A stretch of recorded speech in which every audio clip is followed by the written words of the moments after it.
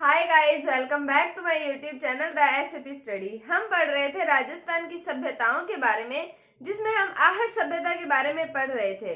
तो आज हम आहट सभ्यता को ही आगे पढ़ते हैं। तो चलिए शुरू करते हैं आहट सभ्यता के बारे में।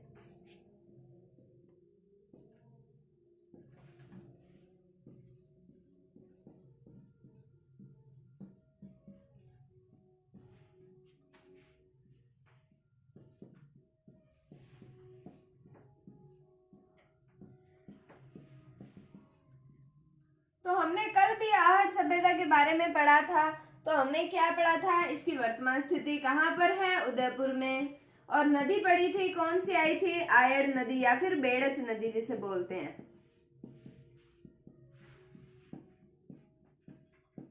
तो ये नदी थी और ये स्थान था, क्या था, उदयपुर। उसके बाद में हमने इसके समय की बात की कि 2000 ईसा पूर्व से 1200 ईसा पूर्व तक इसका समय था।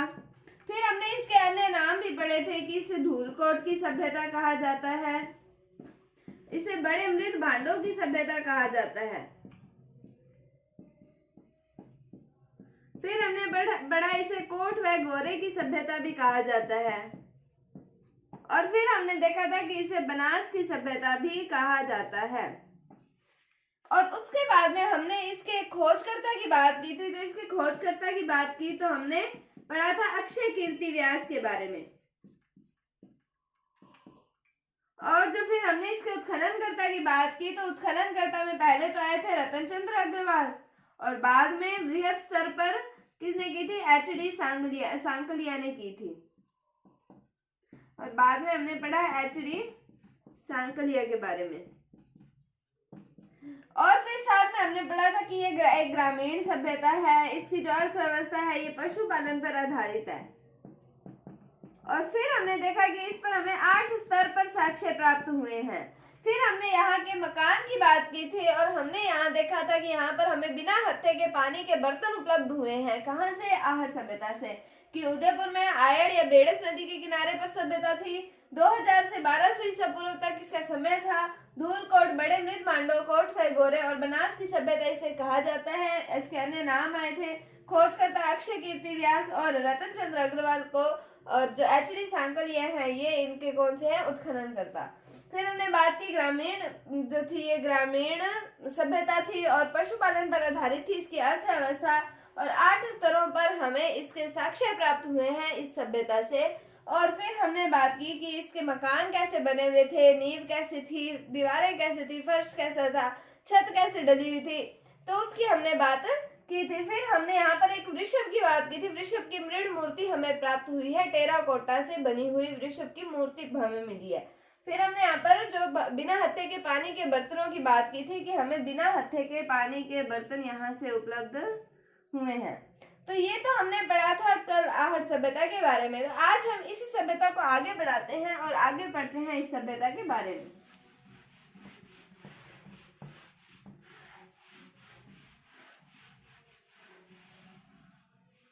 अब हमने मकान तो कल बना दिया था इस सभ्यता का, अब चलते हैं इस मकान के अंदर।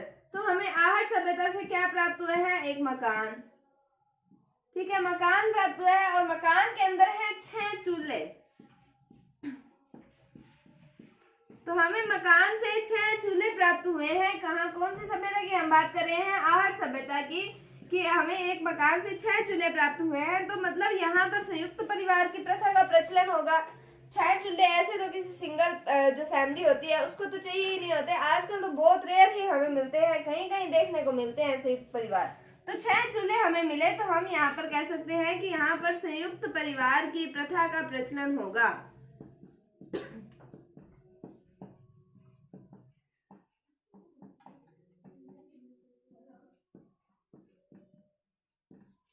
उसके बाद में हमने जब कालीबंगा सभ्यता पढ़ी थी तो उसमें हमने जल निकासी के लिए लकड़ी की नालियों के बारे में पढ़ा था। लेकिन यहाँ पर हमने वो तो पढ़ी थी हमने शहरी सभ्यता, तो वहां पर नालियां बनी हुई थी। यहाँ पर तो हम ग्रामीण सभ्यता के बारे में बात कर रहे हैं। तो यहाँ पर नालियां नहीं बनी हुई थी, यहाँ पर घर के आगे चक्राकार कूप बनाए जाते थे, कुएं बनाए जाते थे जिसके अंदर गंदा पानी इकट्ठा होता था।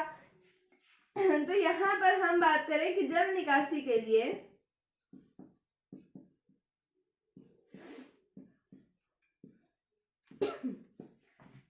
चक्राकार कूप का निर्माण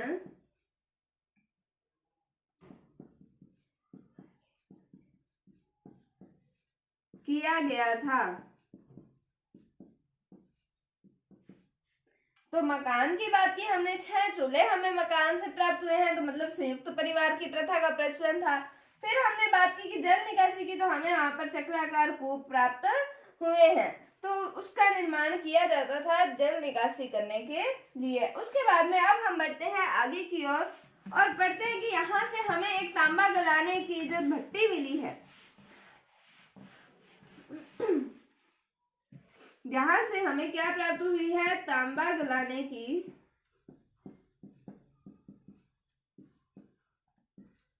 भट्टी।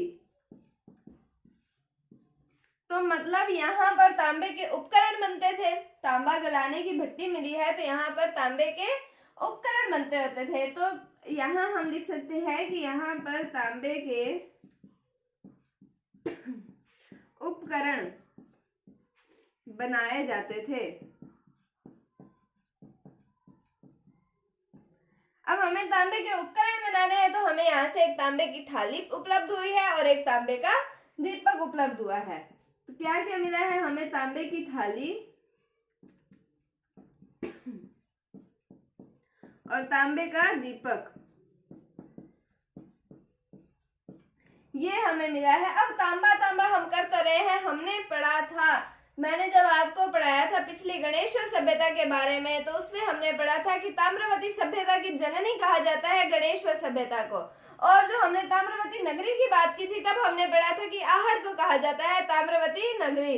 तो अब हम कह सकते हैं कि आहड़ जो हम यहाँ पर पढ़ेंगे, तो ये आहड़ जो है ये इसे कहा जाता है ताम्रवती नगरी। तो ये ताम्रवती नगरी की सभ्यता हो गई, कौन सी होगी, आहड़ सभ्यता। तो हमें यहाँ से तांबे गलाने की भट्टी मिली है और तांबे की थाली और तांबे का दीपक भी हमें यहाँ से मिला है, और इसे कहा जाता है ताम्रवती नगरी। किसको कहा जाता है, आहड़ को। अब ताम्रवती नगरी है तो इतना थोड़ा सा सामान तो नहीं मिलेगा। अब हमें यहाँ से मिली है 6 मुद्राएं मिली है तांबे की, और 3 मोहरे यानी कि सील हमें प्राप्त हुए हैं। तो अब हम बात करते हैं उनकी।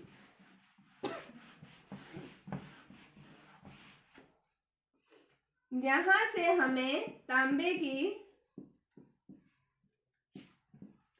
6 मुद्राएं और 3 सील, जिसे कहा जाता है मोहर, ये हमें यहाँ से प्राप्त हुआ है। कौन सी सभ्यता से, आहड़ सभ्यता से। अब मुद्राएं जो है, इस पर हमें एक तस्वीर मिली है, किसकी, अपोलो की। अब बात आती है कि अपोलो क्या होता है। यूनान जो एक देश है, यूनान के जो देवता है, यूनान के एक देवता का नाम आता है अपोलो। बेसिकली ये शब्द यूज होता है यूनान के सूर्य के देवता के लिए, या फिर हम यूनानी देवता कह सकते हैं कि अपोलो कहा जाता है यूनान के सूर्य के देवता। तो इनकी तस्वीर हमें मिली है ये 6 मुद्राओं पर जो हमें प्राप्त हुई है। मतलब हम कह सकते हैं कि यूनान के अंदर जो सभ्यता थी उसका प्रभाव हम आहड़ सभ्यता पर देख सकते हैं। तो तांबे की 6 मुद्राएं और 3 सील हमें प्राप्त हुई हैं। अब बात करते हैं कि इस सभ्यता में जो लोग थे वो मिट्टी के आभूषणों का प्रयोग करते थे। मतलब मिट्टी के जो गहने उनके होते थे वो मिट्टी के बने होते थे। तो इस सभ्यता के लोग जो है वो मिट्टी के आभूषणों का प्रयोग करते थे।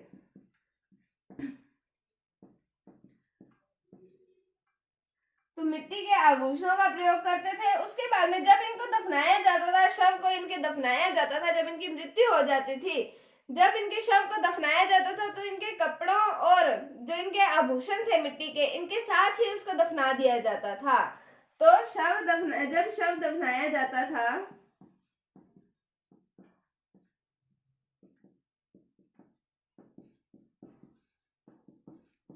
तो कपड़े व मिट्टी के आभूषणों के साथ ही दफनाया जाता था।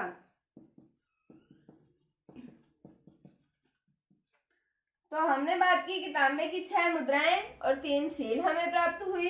अपोलो की हमें वहां पर जो प्रतिमा है या फिर हम तस्वीर कह सकते हैं वो हमें प्राप्त हुई है, जिसे कहा जाता है यूनान का एक देवता आते हैं, सूर्य के देवता। और यहाँ पर हमें मिट्टी के आभूषणों की प्रथा का पता चला कि मिट्टी के आभूषण पहने जाते थे वहां पर। और जब यहाँ पर शव को दफनाया जाता था तो कपड़ों के साथ और मिट्टी के जो इनके आभूषण पहने होते थे उनके साथ ही शव को दफना दिया जाता था। अब हम चलते हैं इस सभ्यता के अंत की ओर कि इस सभ्यता का अंत कैसे हुआ। कि हम बात करते हैं, एक महान इतिहासकार आते हैं डॉक्टर गोपीनाथ शर्मा। डॉक्टर गोपीनाथ जी शर्मा जो हैं वो ये बात कहते हैं कि इस सभ्यता का अंत, जो आयड़ नदी हमने प्रारंभ में पढ़ी थी, शुरुआत में हमने आयड़ नदी या बेड़स नदी की बात की थी, तो उसके अंदर बाढ़ आने के कारण इस सभ्यता का अंत हुआ था। तो ये है डॉक्टर गोपीनाथ शर्मा के अकॉर्डिंग। तो इस सभ्यता का अंत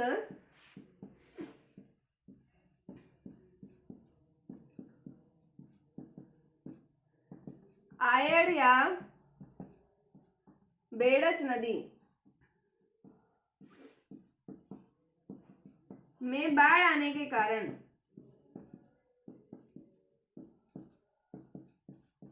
हुआ। तो अंत हमने पढ़ा डॉक्टर गोपीनाथ जी शर्मा के अनुसार कि सभ्यता का अंत आयड़ या बेड़च नदी में बाढ़ आने के कारण हुआ था। तो ये थी आहट सभ्यता के बारे में, जिसमें हमने इसके प्रारंभ से लेकर कब से 2000 से जो 1200 ईसा पूर्व तक ये सभ्यता चली थी, और वहां से लेकर हमने यहाँ तक इसके अंत तक हमने बात की। आज हमने इसके मकानों की बात की कि हमें 6 चूल्हे संयुक्त परिवार की प्रथा का पता चला। फिर हमने जल निकास के लिए चक्राकार कूपों की बात की। तांबे गलाने की हमें भट्टी प्राप्त हुई है। उसके अंदर हम बात करेंगे कि हमने बात की तांबे की थाली मिली हमें, और तांबे का जो दीपक था वो हमें यहाँ से प्राप्त हुआ। इसे कहा जाता है ताम्रवती नगरी से आहड़ को। फिर हमने यहाँ पर 6 मुद्राएं और 3 सील यानी कि मोहरों की बात की। अपोलो की जो प्रतिमा थी, तस्वीर थी, उसकी बात की। फिर हमने मिट्टी के आभूषण पढ़े, और जिनका शव जो था वो उनके साथ ही दफना दिया जाता था, इनके कपड़ों और मिट्टी के आभूषणों के साथ। फिर हमने डॉक्टर गोपीनाथ जी शर्मा के अनुसार पढ़ा कि इस सभ्यता का अंत जो है इस नदी में बाढ़ आने के कारण हुआ था। तो ये था आहट सभ्यता के बारे में। उम्मीद है आपको ये सभ्यता भी समझ आई होगी। आपको अगर थोड़ा सा भी डाउट हो तो आप कमेंट सेक्शन में पूछ सकते हैं मेरे से। अगर आपको अच्छी लगती है मेरी वीडियो, आपको देखना अच्छा लगता है, आपको समझ आता है, तो आप कमेंट करके जरूर बताया कीजिए। वीडियो को लाइक किया कीजिए, शेयर किया कीजिए अपने फ्रेंड्स एंड फैमिली के साथ, ताकि उनकी भी हेल्प हो सके। अगर आपको वीडियो अब थोड़ी सी भी अच्छी लगे तो इसे लाइक कीजिए, आप शेयर कीजिए, और चैनल पर नए हैं तो इसे सब्सक्राइब जरूर कीजिए। Thank you, thanks for watching, bye bye.